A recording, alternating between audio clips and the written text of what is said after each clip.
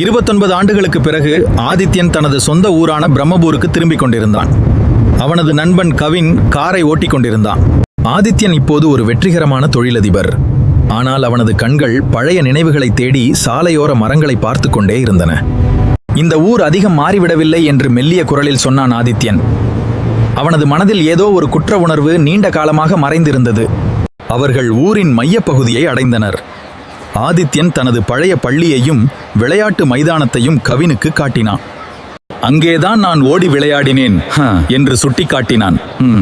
நண்பன் கவினுடன் ஊரை சுற்றி கொண்டிருந்த போது அவர்கள் நாகனின் தேநீர் கடைக்கு செல்கிறார்கள். அவர்கள் நுழைந்த போது ஒரு மூலையில் வயதான ஒரு மனிதர் அமர்ந்திருப்பதைக் கண்டனர். அவர் மிகவும் மெலிந்து கிழிந்த ஆடைகளுடன் இருந்தார். ஆதித்யன் அவரை உற்று பார்த்தான். அவர் யார் என்று நாகனிடம் மெதுவாக கேட்டான். நாகன், அவர் பெயர் சசங்கன். அவர் நினைவாற்றல் சற்று மங்கியவர், ஆனால் கவிதைகளை மட்டும் மறக்கவில்லை என்றார். திடீரென்று சசங்கன் எழுந்து நின்று தாகூரின் ஒரு கவிதையை உரக்க ஒப்புவித்தார். அவர், என்னிடம் இன்னும் அந்த பதக்கம் இல்லை, ஆனால் என்னிடம் கவிதை இருக்கிறது என்று கூறிவிட்டு விறுவிறுவென்று வெளியேறினார். அந்த பெயர், அந்த வரிகள் ஆதித்யனுக்கு ஒரு பழைய சம்பவத்தை நினைவூட்டின.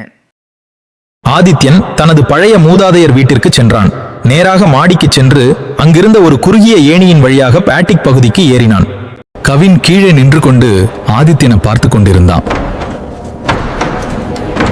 அட்டிக்கில் மறைத்து வைத்த ஒரு பொருளை ஆதித்யன் தேடி எடுத்து வந்தான். ஆதித்யனும் கவினும் சசங்கன் தங்கியிருந்த வீட்டிற்கு சென்றனர். அங்கே சசங்கன் ஒரு பழைய நாற்காலியில் அமர்ந்திருந்தார். சங்கன் அவனை ஒரு நிமிடம் பார்த்துவிட்டு, ஆம், எனது பதக்கத்தை எடுத்தவன்தானே நீ என்று நேரடியாக கேட்டார்.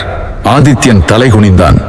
ஆதித்யன், அன்று நான் செய்த தவறுக்கு ஈடாக இந்த பணத்தை வைத்துக் கொள்ளுங்கள் என்றான். சசங்கன், எனக்கு உனது பிச்சை வேண்டாம் ஆதித்யா, எனக்கு தேவைப்பட்டது எனது கௌரவம் மட்டுமே என்றார். அப்போது ஆதித்யன் தனது கையில் இருந்த வெள்ளி பதக்கத்தை அவரிடம் கொடுத்தான். அதை கண்டதும் சசங்கனின் கண்கள் பிரகாசித்தன.